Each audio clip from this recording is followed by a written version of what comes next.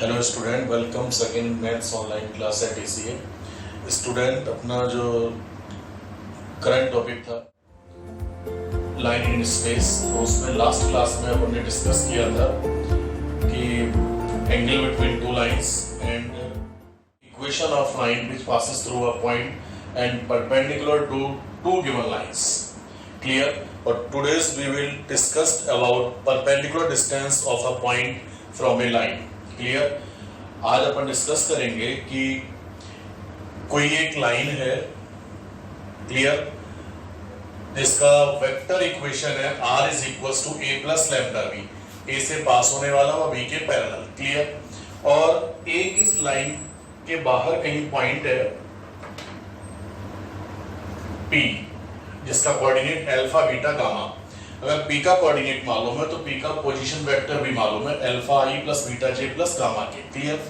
तो आपको फाइंड क्या करना है, इस p से इस लाइन का परपेंडिकुलर डिस्टेंस फाइंड करना है। क्लियर? तो ये परपेंडिकुलर डिस्टेंस फाइंड करने के लिए, जैसे अगर ये p से अपने परपेंडिकुलर ड्रॉ किया तो ये किसी न किसी पॉइंट पे तो आके मिल ही रहा है। मान लेते हैं जिस पॉइंट पे आके मिल रहा है उसको q नाम दे दिया आपने। क्लियर? तो इस q को क्या बोलेंगे, फुट ऑफ परपेंडिकुलर। तो क्वेश्चन वाला ये भी पूछ सकता है कि फुट ऑफ परपेंडिकुलर फाइंड कीजिए। किसका फुट ऑफ परपेंडिकुलर फाइंड करना है? जो p से ड्रॉ किए गए परपेंडिकुलर का है। क्लियर? यानी p से कोई परपेंडिकुलर ड्रॉ किया जाए लाइन पर, तो उस परपेंडिकुलर का फुट ऑफ परपेंडिकुलर फाइंड करना है। तो फुट ऑफ परपेंडिकुलर का मतलब है joining point of line and perpendicular. Clear? तो q जो है वो फुट ऑफ परपेंडिकुलर हो गया। तो अगर q का कोऑर्डिनेट अपन को मालूम हो जाए तो इस pq का डिस्टेंस फाइंड कर सकते हैं ना, डिस्टेंस फॉर्मूले के द्वारा। तो यहां सबसे पहले रिक्वायरमेंट है कि q का कोऑर्डिनेट अपन को मालूम होना चाहिए, और q का कोऑर्डिनेट मालूम होते ही pq का डिस्टेंस भी फाइंड कर सकते हैं। क्लियर? तो वापस एक बार क्वेश्चन समझ लें कि क्वेश्चन क्या आएगा। टॉपिक है क्या अपना कि एक कोई लाइन है जिसका equation r is equal to a plus lambda B, और एक कोई पॉइंट है जिस लाइन से बाहर है, क्लियर, आउटसाइड द लाइन है, जिसका कोऑर्डिनेट अल्फा बीटा गामा है।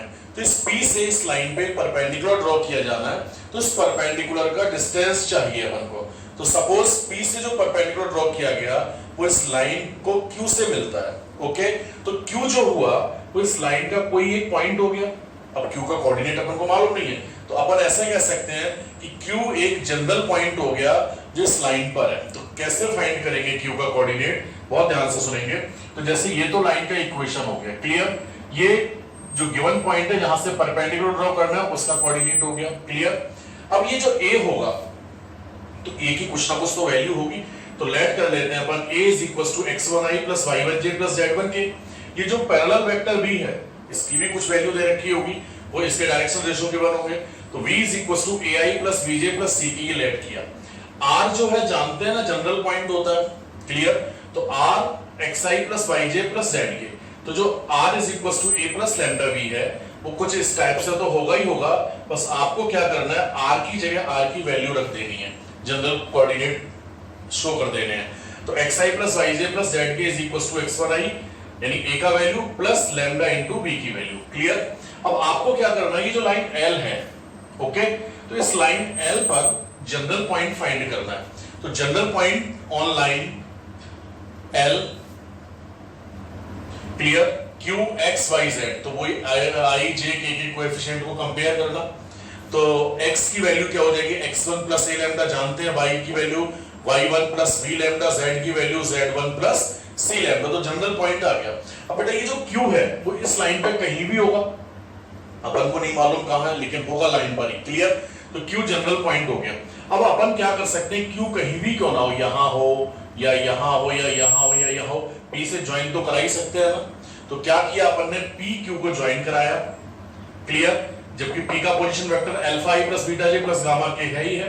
फिर p q को ज्वाइन कराया, और p q को जो ज्वाइन कराया उसका पोजीशन वेक्टर फाइंड किया। Clear? Position vector of p q, तो q का पोजीशन वेक्टर माइनस p का पोजीशन वेक्टर। क्लियर? तो मैंने यहां डायरेक्ट लिख रखा है, q का पोजीशन वेक्टर तो क्या आ जाएगा, x1 plus a lambda i plus y1 plus b lambda j plus z1 plus c lambda k। तो i j k को कॉमन लेंगे बेटा, तो यही आ जाएगा x1 plus a lambda minus alpha. Okay, into I, y1 plus B lambda minus beta into J, z1 plus C lambda minus gamma into K. Clear? आपने क्या किया, सबसे पहले कि जो गिवन लाइन है उस गिवन लाइन पे कोई जनरल पॉइंट पता किया।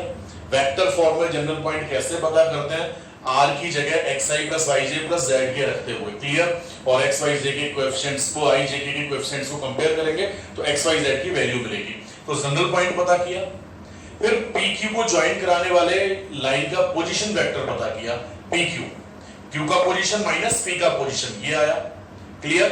अब अगर pq परपेंडिकुलर है, सब एज्यूम करके चलेंगे कि if pq is perpendicular to line L then pq is also perpendicular to b। Clear? अगर pq इस L पे परपेंडिकुलर है तो pq b पर भी तो परपेंडिकुलर हुआ। Why? Because L is parallel to b, line b के पैरेलल है। तो अगर कोई लाइन L पे परपेंडिकुलर है तो जाहिर सी बात है बेटा वो b पर भी परपेंडिकुलर होगा। तो वही मैंने यहां लिखा है, if pq is perpendicular to line then pq is perpendicular to b because L is parallel to b। यानी pq b पर कैसा है, परपेंडिकुलर है। जब pq b पे परपेंडिकुलर है तो pq का, क्लियर, और इस b का डॉट प्रोडक्ट कितना, 0।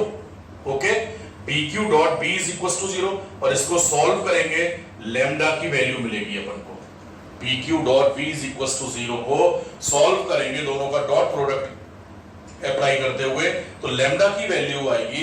और इस लैम्डा की वैल्यू को put value of lambda in q, यहां q में पुट कर देंगे तो ये फिक्स पॉइंट बन जाएगा q। ओके, और वो फिक्स पॉइंट कौन सा होगा, जो इसमें परपेंडिकुलर होगा। परपेंडिकुलर क्यों होगा, क्योंकि परपेंडिकुलरिटी की कंडीशन को अप्लाई करके पता किया है अपन ने। क्लियर? तो put value of lambda in q, तो फुट ऑफ परपेंडिकुलर यानी q xyz, लैम्डा की वैल्यू पुट करेंगे, कुछ ना कुछ आएगा। सपोज फिलहाल लैंड कर लिया x2 y2 z2 आया सॉल्व होकर के। क्लियर? तो फुट ऑफ परपेंडिकुलर मिल गया अपन को, तो लेंथ ऑफ परपेंडिकुलर चाहिए।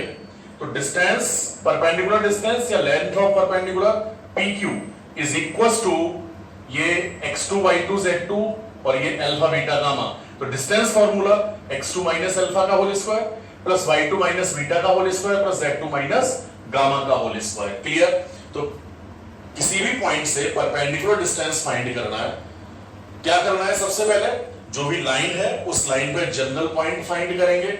जानते हैं जनरल पॉइंट कैसे फाइंड किया जाता है, वेक्टर फॉर्म में है तो r की जगह xi plus yj plus z के लिखेंगे और दोनों तरफ के कोएफिशिएंट्स को कंपेयर करेंगे।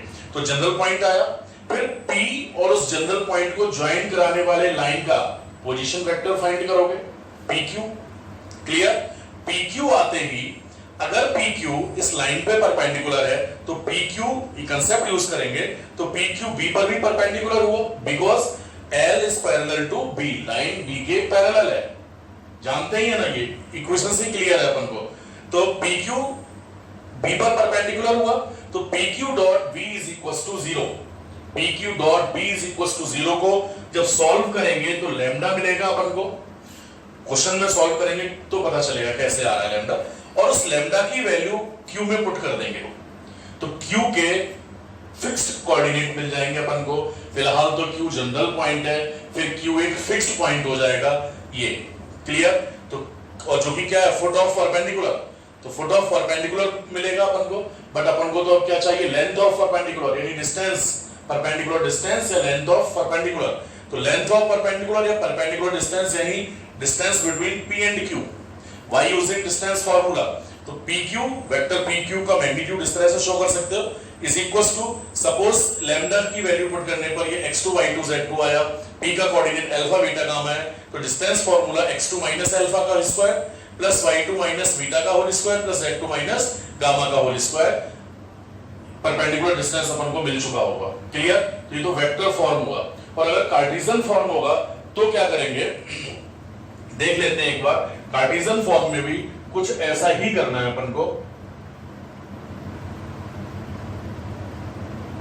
कार्टेशियन फॉर्म में इक्वेशन ये दे रखा होगा x minus x1 upon a, y minus y1 upon b, z minus z1 upon c।